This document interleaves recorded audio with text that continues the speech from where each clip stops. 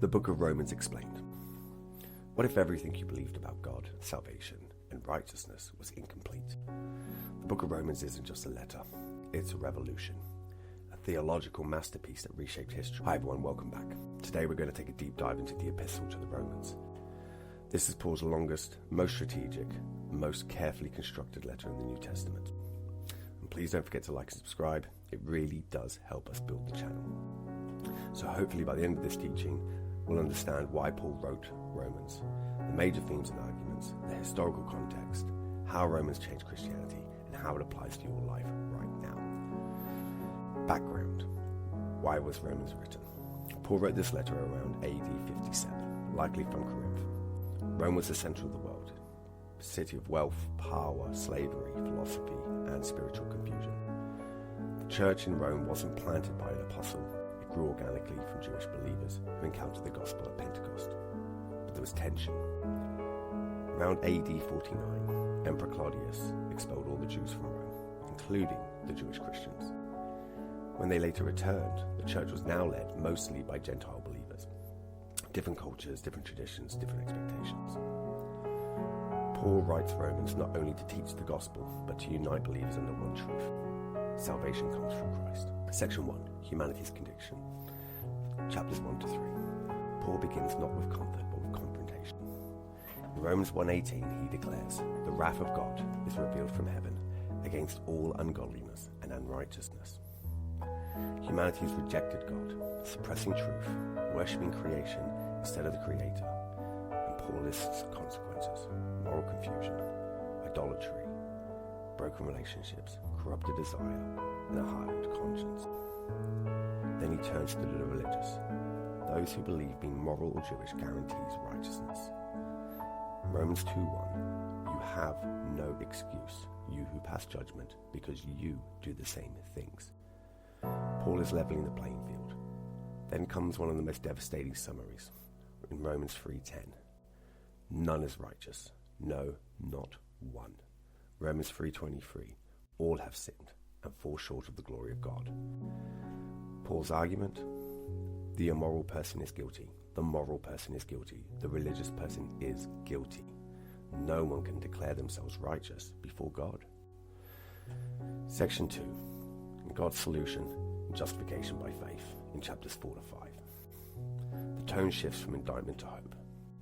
Paul goes back to Abraham, the father of the Jewish faith, and says, in Romans 4:3, "Abraham believed God, and it was counted to him as righteousness, not through the law, not through rituals, not through effort, but through faith." Romans 5:1 declares, "Therefore, since we have been justified through faith, we have peace with God through Jesus Christ." And one of the most beautiful verses in the New Testament, Romans 5:8, "While we were still sinners, Christ died for us." God did not wait for humanity to improve. Grace reached down when we were undeserving, unresponsive, and helpless. Section 3, Transformation, Sanctification, and the Spirit, chapters 6 to 8. Paul now asks the question that many were thinking in Romans 6:1. "Shall we go on sinning so that grace may increase?" Paul answers, absolutely not.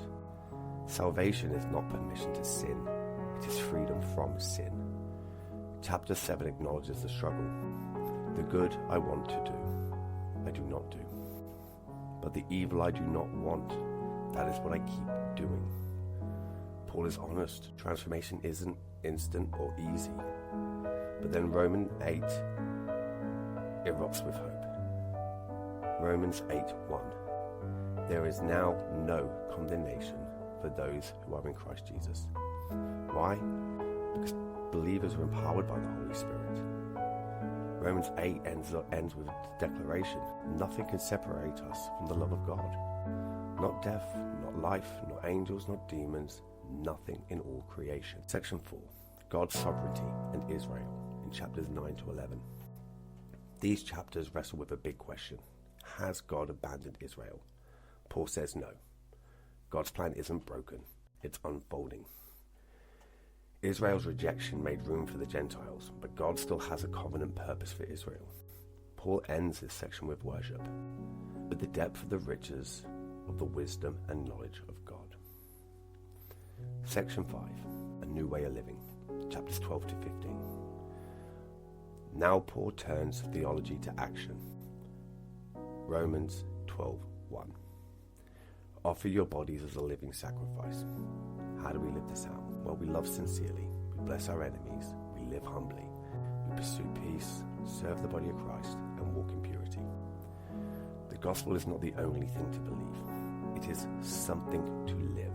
Paul ends by naming men and women faithfully serving in the early church. A reminder that Christianity spreads through ordinary people in ordinary obedience. Romans has had a huge impact on the world. It ignited a revival in Augustine, Martin Luther, John Wesley, and countless believers today. Because Romans answers humanity's biggest questions. Who is God? Why am I broken? Why can't I fix myself? How am I saved? And the answer is clear. We are saved by grace alone, through faith alone, in Christ alone. If this video has helped deepen your understanding of Romans, give it a like and a subscribe. We're walking through the entire Bible, book by book. Thanks for watching, and remember, Romans isn't just transformation or information. Let it change you.